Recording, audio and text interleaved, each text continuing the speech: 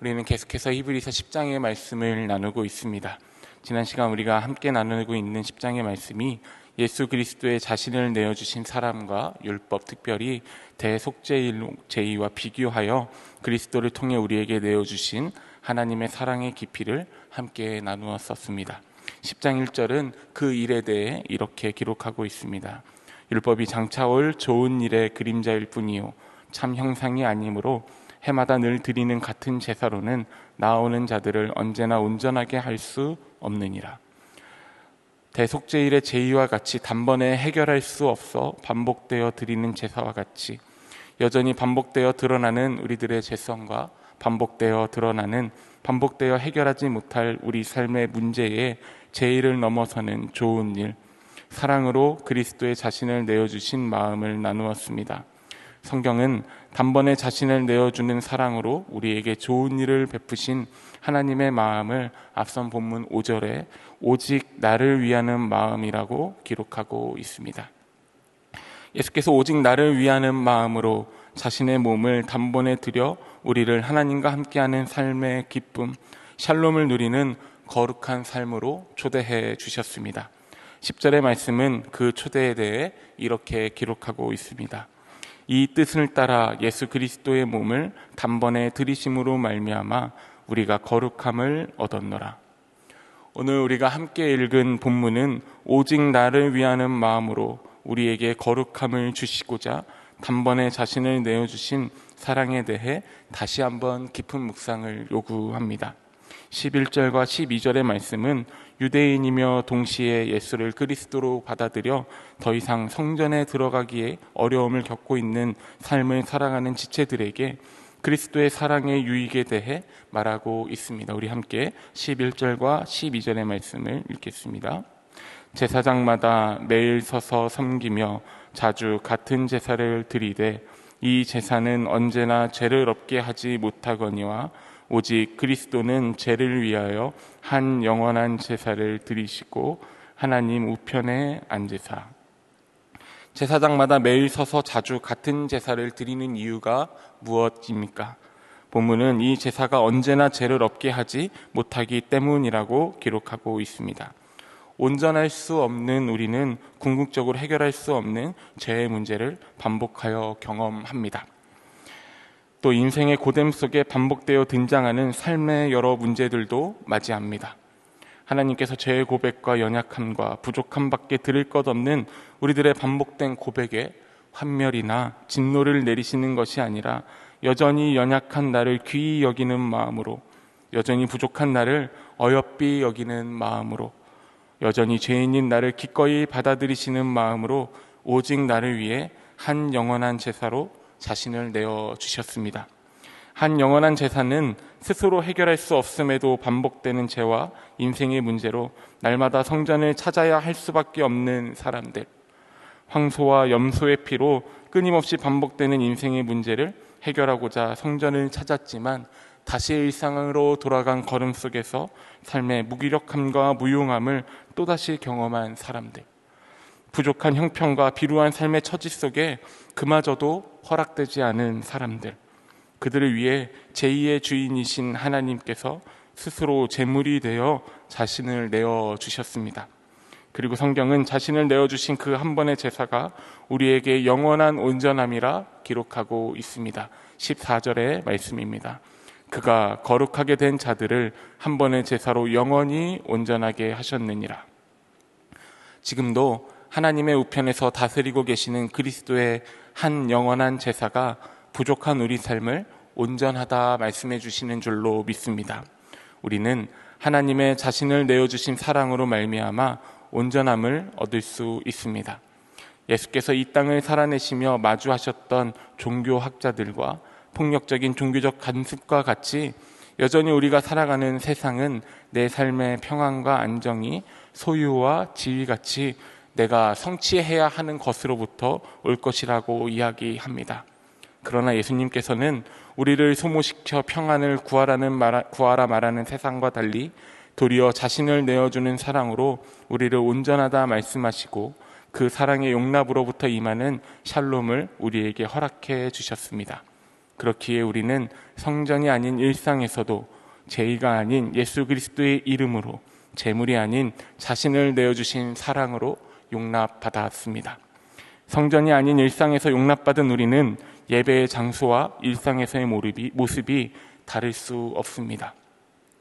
제의를 통한 자격이 아닌 예수 그리스도의 이름으로 용납받은 우리는 하나님을 예배하는 이곳에서의 이름과 삶을 살아내는 직장과 가정에서의 이름이 다르게 여겨질 수 없습니다. 재물이 아닌 자신을 내어주신 사랑으로 용납받은 우리는 다른 모습과 다른 생각을 가진 사람들, 특별히 다른 삶의 처지에 있는 누구라도 껴안아 그 삶을 위로할 수 있어야 합니다.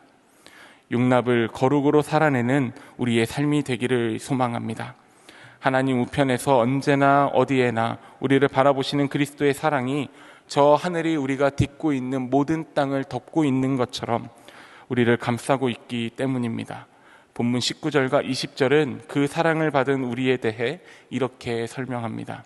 그러므로 형제들아, 우리가 예수의 피를 힘입어 성소에 들어갈 담력을 얻었나니 그 길은 우리를 위하여 휘장 가운데로 열어놓으신 새로운 살 길이요, 휘장은 곧 그의 육체니라.